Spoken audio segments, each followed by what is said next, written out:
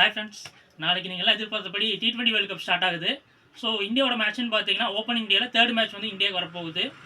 அதில் பார்த்தீங்கன்னா முதல் மேட்ச்சில் யூஎஸ்ஏவை நம்ம ஃபேஸ் பண்ணுறோம். As you all know, India இப்போ ரொம்ப ஸ்ட்ராங் கண்டென்டர்ஸாக இருக்காங்க வேர்ல்டு கப் ஜெயிக்கிறதுக்கு. டீமும் பார்த்தீங்கன்னா எல்லா டிபார்ட்மெண்ட்லேயும் பயங்கர ஸ்ட்ராங்காக இருக்காங்க. ஈவன் சஞ்சு சாம்சனுக்கே இப்போ டீமில் இடம் இல்லைன்னா பார்த்துக்கோங்களேன், அவ்வளோ ஸ்ட்ராங்காக இருக்குது team. Opening shorted out, middle order shorted out, spin bowling drivers நல்லா பண்ணிகிட்டு இருக்காங்க. டெத் ஓவர் ஆப்ஷன் எல்லாம் வச்சுருக்காங்க. ஸோ பயங்கர டாமினண்ட்டாக உள்ளே போகிறாங்க ஃபஸ்ட்டு கேம்குள்ளே போகிறப்போ.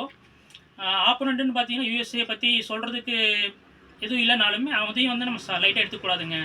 ஏன்னு பார்த்தீங்கன்னா சின்ன டீம்ஸ் கூட நிறைய பெரிய டீம் அப்செட் பண்ணி நம்ம நிறைய பார்த்துருக்கோம் இந்த பாஸ்ட் அண்ட் இப்போ கூட கரண்ட்டில் பார்த்துட்ருக்கோம்.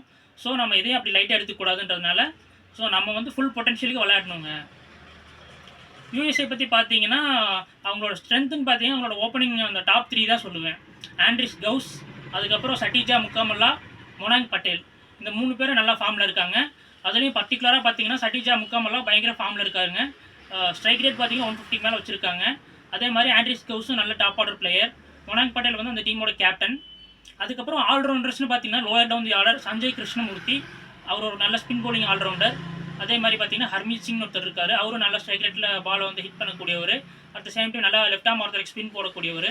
ஸோ பேட்டிங் பவுலிங்னு பார்த்தா இருக்காங்க. பட் இந்தியாவுக்கு என்ன தான் டஃப் கொடுக்க முடியலனாலுமே ஓரளவுக்கு நல்லா பண்ணக்கூடிய பிளேயர்ஸ் தான் அந்த டீம்லையும் இருக்காங்க. ஏன்னா பார்த்தீங்கன்னா அந்த டீமில் வந்து இந்தியன் மைக்ரேட் ஆன பிளேயர்ஸ் நிறைய பேர் இருக்காங்க. இந்தியாவில் பூர்வீகமாக வச்சுக்கிட்டவங்க நிறைய பேர் வந்து அங்கே இப்போ ஷிஃப்ட் ஆகி விளாண்டுருக்காங்க. இன்ஃபேக்ட் நம்ம சொல்லணும்னா இந்தியா பி டீம்னு கூட சொல்லிடலாங்க இந்த டீமை பொறுத்தளவுக்கு. இந்தியா பேட்டிங் பார்த்தீங்கன்னா இஷான் கிஷன் ஓப்பனிங் வருவார், alongside Abhishek Sharma. 1 down வந்து திலக் வர்மா விளையாடுவார். 2 டவுன் பார்த்தீங்கன்னா நமக்கு சூர்யா விளையாடுவார். அதுக்கப்புறம் வந்து டீமோட நீடை பொறுத்து வந்து ஒவ்வொரு பேட்ஸ்மேன் வந்து ஷிஃப்ட் ஆகி மேலே வரலாம், இல்லை கீழே வரலாம். அது வந்து டீமோட இதை பொறுத்து, அந்த ப்ரெஷரை பொறுத்து மேலே கீழே வருவாங்க. அதில் பார்த்தீங்கன்னா உங்களுக்கு ஹார்திக் பாண்டியா, சிவம் டூபே, அக்ஷர் பட்டேல், இவங்க எல்லாருமே வந்து டீமோட அந்த ஒரு தன்மைக்கு தகுந்தாப்பில் வந்து மேலே கீழே ஏற்ற இறக்கமாக விளையாடுவாங்க. அதில் பார்த்தீங்கன்னா ஹார்திக் பாண்டியா வந்து எப்போ இருக்குனாலும் வந்து எல்லா ஃபார்மேட்லேயுமே வந்து பயங்கர ஃபார்மில் இருக்கார். இன்ஃபேக்ட் இப்போ வந்து அவர் T20க்கு ஸ்பெசிஃபிக்காக யூஸ் பண்ணுற மாதிரி தான் ஒரு ஃபீல் எனக்கு வருது.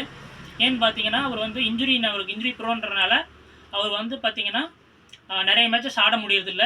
ஸோ அவர் வந்து இந்த T20யில் அவைலபிளாக வச்சுக்கிறதுக்காகவே நிறைய மேட்சஸ் வந்து ஓடிஐ மேட்சஸ்லாம் அவரை வந்து ஸ்கிப் பண்ண வச்சாங்க. இப்போ அவர் பயங்கரமான ஃபார்மில் வேறு இருக்கார். அதே மாதிரி பார்த்தீங்கன்னா அக்ஷர் வந்து வைஸ் கேப்டன் பண்ணுறாரு, அவரும் பயங்கரமான ஒரு பிளேயராக வந்து மாறிட்டு வராருங்க. ஏன்னு பார்த்தீங்கன்னா அவரால் வந்து அப் தி ஆர்டர் மேலே வந்து விக்கெட் போகிறப்ப வந்து அடித்து அக்ரெசிவாக ஆடவும் முடியும், இல்லை ஆங்கர் ரோலும் ஆட முடியும். அதே சமயத்தில் பார்த்தீங்கன்னா அவரால் வந்து எல்லா மேட்சும் ஒரு 2 விக்கெட் எடுத்து கொடுக்க முடியும். ஸோ பயங்கரமான ஒரு கான்ட்ரிபியூட்டராக நான் பார்க்குறேன். அதே மாதிரி பார்த்தீங்கன்னா ஸ்பின் ட்ரையோவில் வந்து முக்கியமான ஒரு பார்த்தீங்கன்னா குல்தீப் யாதவ், இன்னொருத்தர் பார்த்தீங்கன்னா வருண் சக்கரவர்த்தி. ஸோ வருண் சக்கரவர்த்தி போடுற ப்ரெஷரில் வந்து குல்தீப் யாதவ் விக்கெட் எடுத்துகிட்டு போகிறதுக்கு நிறைய சான்ஸ் இருக்குது. ஏன்னா வருண் சக்கரவர்த்தி வந்து stump to stump bowler. So அவர் வந்து ஸ்டம்ப் டு ஸ்டம்ப் அட்டாக் பண்ணி போடுவார்.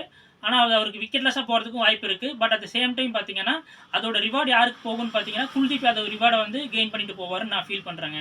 ஏன்னா வந்து குல்தீப் யாதவ் வந்து என்னதான் அடி வாங்கினாலுமே நல்லா வந்து ஸ்ட்ரைக் பவுலர்னா நான் ஃபீல் பண்ணுறேன். இந்த வேர்ல்டு கப்புக்கு வந்து நம்ம வின் பண்ணணும்னா இஷான் கிஷனோட பேட்டிங், குல்தீப் யாதவோட bowling, at the same time Hardik பாண்டியாவோட ஆல்ரவுண்ட் எபிலிட்டிஸ் வந்து ரொம்ப முக்கியமானது இருக்கும்னு நான் ஃபீல் பண்ணுறேங்க. ஸோ இதை பற்றி பெருசாக பேசுறதுக்கு ஒன்றும் இல்லை ஃபஸ்ட் மேட்சை பொறுத்தளவுக்கு. பட் இருந்தாலுமே பார்த்தீங்கன்னா ப்ராக்டிஸ் கேம் நீங்கள் நோட் பண்ணியிருந்தீங்கன்னா தெரிஞ்சிருக்கும். யூஎஸ்ஏ விளாண்ட 2 மேட்சுமே பார்த்தீங்கன்னா 200 வந்து ஸ்கோர் பண்ணியிருக்காங்க. ஒன்று வந்து நியூசிலாந்து கூட, இன்னொன்று வந்து இந்தியா A டீம் கூட. ஸோ அவங்களும் நல்ல மொமெண்டமோட தான் வர்றாங்க இந்த வேர்ல்டு கப்புக்குள்ளே வரும்போது. ஸோ அவங்களையும் நம்ம லைட்டாக எடுத்துக்க முடியாது. அவ்வளோதான் ஃப்ரெண்ட்ஸ், ஃபஸ்ட் மேட்ச் பற்றி நம்ம ஓரளவுக்கு அலசியாச்சுன்னு நினைக்கிறேன். இதுக்கப்புறம் ஒவ்வொரு மேட்சும் இந்தியா விளாட்ற மேட்ச் நீங்கள் விருப்பப்பட்டீங்கன்னா மற்ற டீம் விளாட்ற மேட்ச்சு கூட நம்ம ப்ரெடிக்ஷனில் கொண்டு வந்து பேசலாம். ஸோ இவ்வளோ தான் ஃப்ரெண்ட்ஸ், தேங்க்யூ.